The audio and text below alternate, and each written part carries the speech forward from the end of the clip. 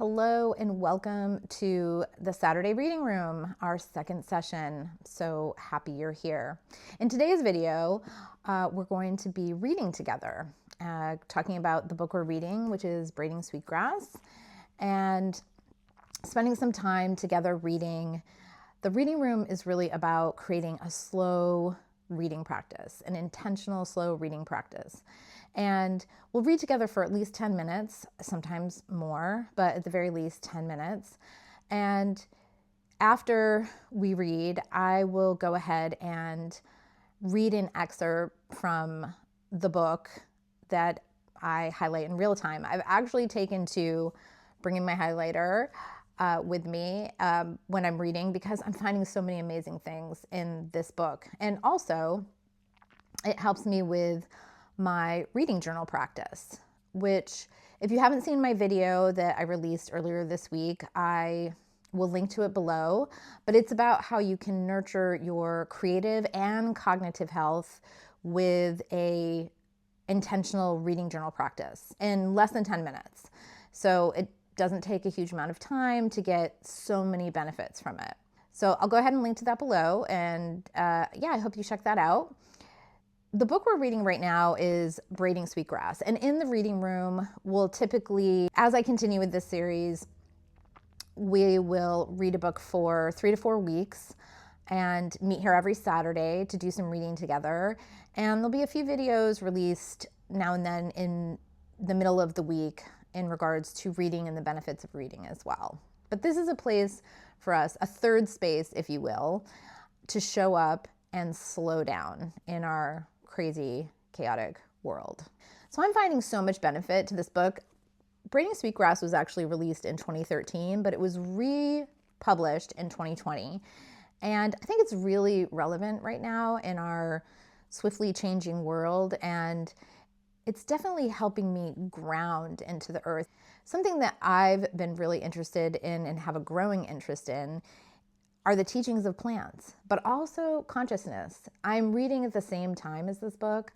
I am also reading A World Appears by Michael Pollan, which is his latest book, which came out in March, on consciousness and the rising consciousness on the planet. And there is a lot about the consciousness, the research about the consciousness of plants. So reading these two books together is really nice. And they definitely complement each other, but completely different, if that makes sense. But I'm finding that I'm learning so much about the natural world. I'm learning new words about indigenous history. I'm definitely learning a history that I did not learn in school in the United States.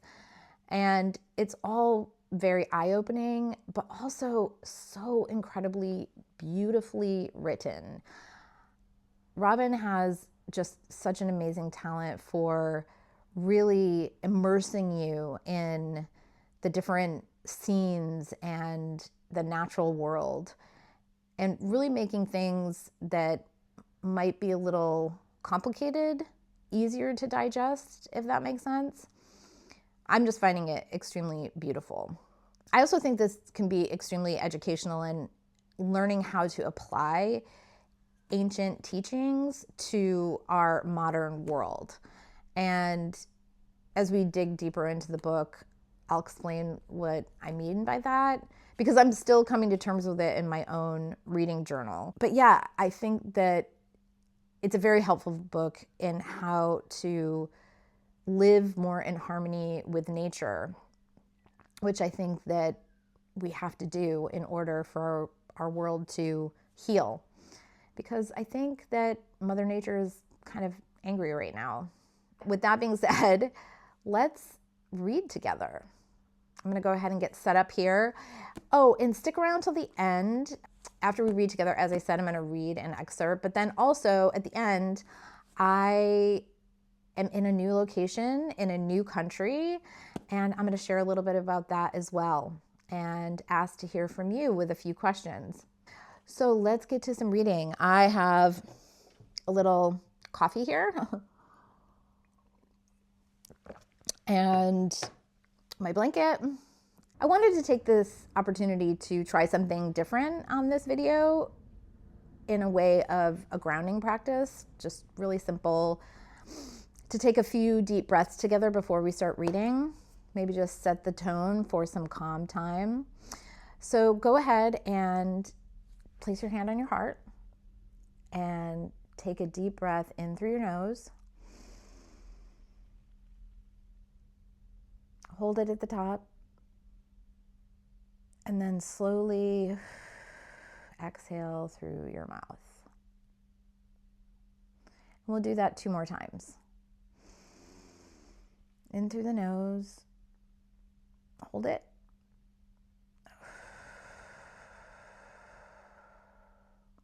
One more time.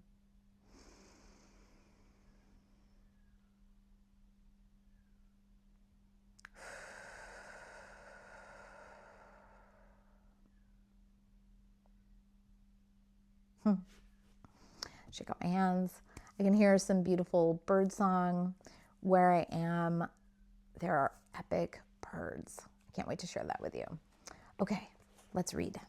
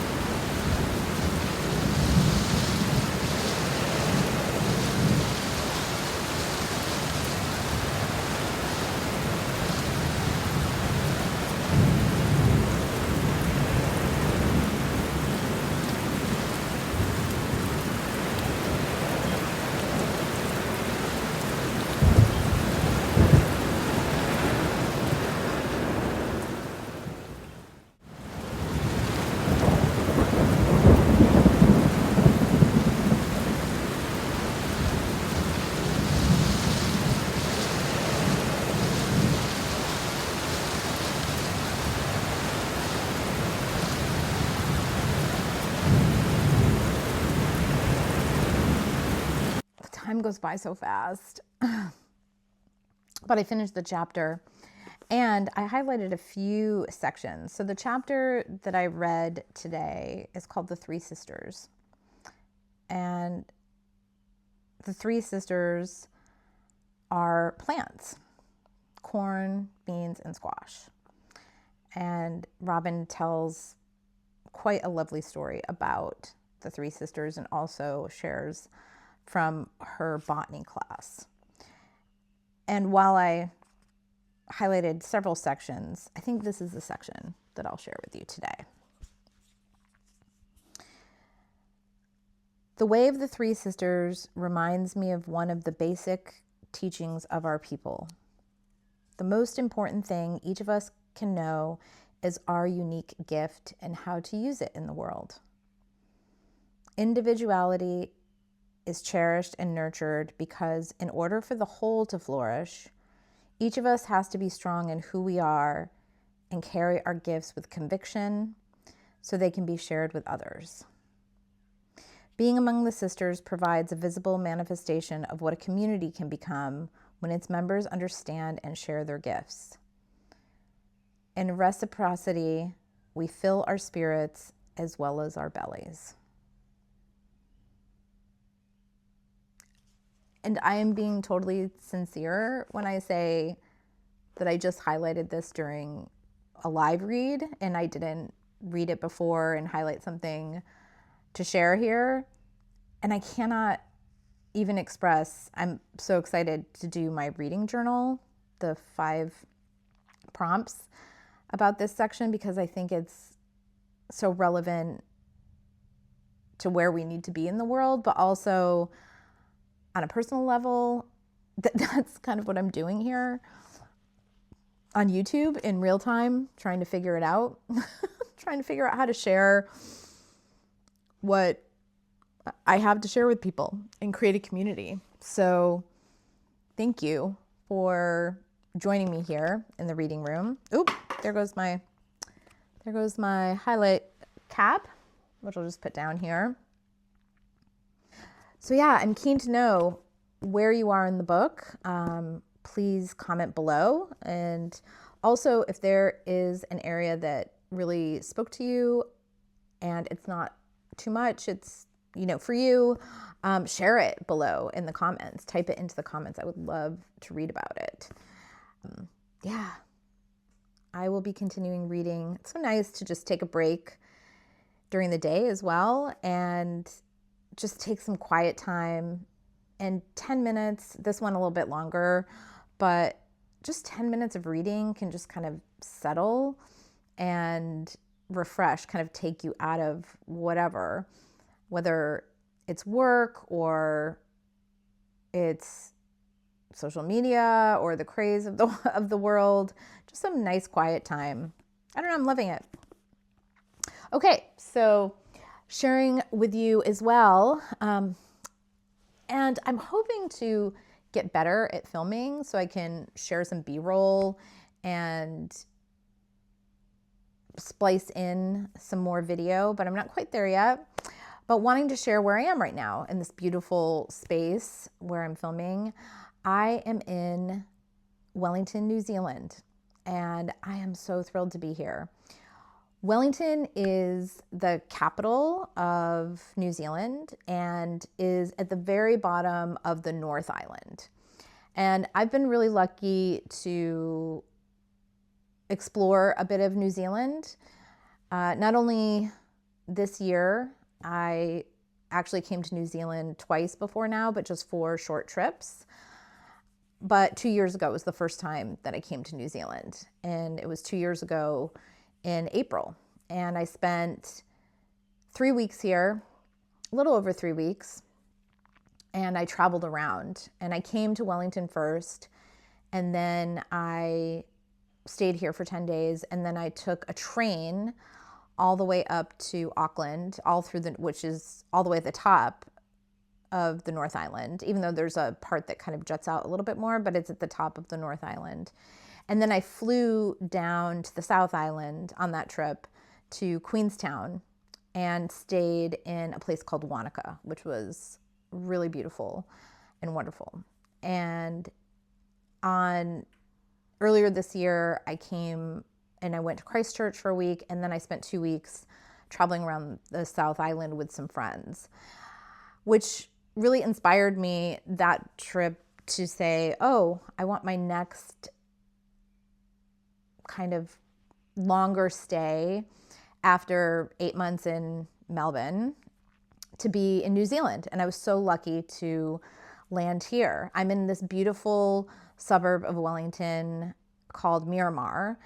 And so it's out of the city, but it's really easy to get into the city. And Wellington sits on the sea. And there's these kind of rolling hills, in Miramar, nestled between like the open sea and this harbor. And so it takes me maybe 15 minutes to walk from this house to the harbor, and it's really beautiful. The water in New Zealand is stunningly gorgeous. The people are really friendly. I love this area because there's everything I need in walking distance. There's wonderful cafes. The coffee here is really, really good. The coffee is amazing. There's several cafes.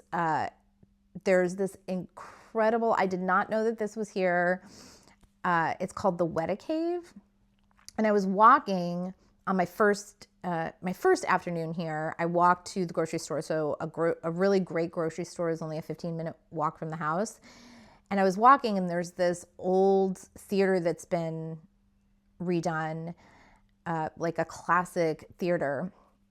And outside of the theater, there's a big stone statue of Gandalf from The Lord of the Rings, which I know New Zealand, Lord of the Rings is, synonymous, and having been filmed here. But I was like, oh, that's cool. But then when I was taking a long walk, an over-hour walk loop through my neighborhood, I came upon this place called the Weta Cave. This is where a lot of Lord of the Rings kind of craftsman stuff. Outside of the Weta Cave are the trolls, the giant trolls. There's 3 giant trolls outside of the Weta Cave, and you can tour through it. And on the side of the building, there's this beautiful poster with the silhouettes of the Fellowship of the Ring, traveling through the mountains, and it's the 25th anniversary. So of course, I am a huge Lord of the Rings fan. I don't think I've seen the films for many years now. And when they came out, I have a very distinct memory. I really miss these like movies being events. I'm definitely a lifelong movie goer, and I was messaging my son after this, and I said, do you remember? Because he was in high school, or no, he was in middle school when they came out, and they came out at Christmas, and every Christmas for 3 years, it was like, okay, the day after Christmas, going to the movies to see the latest Lord of the Rings. But being here definitely had me saying, oh, I need to watch them again. So I watched over this so I've been here for almost 4 weeks. And over the last 4 weeks, I've watched all the movies, all 3 movies. And they're just so good. They've definitely held up. So I highly recommend a rewatch of The Lord of the Rings, or if you've never seen it, give it a go. What else? Also in Wellington. So New Zealand has, and if you don't know this, if you do know this, I'm sorry for repeating it, but this always fascinates me, especially coming from Australia. New Zealand has no natural predators. There are no dangerous animals there, there's no snakes. there's nothing poisonous here, which is very different from Australia.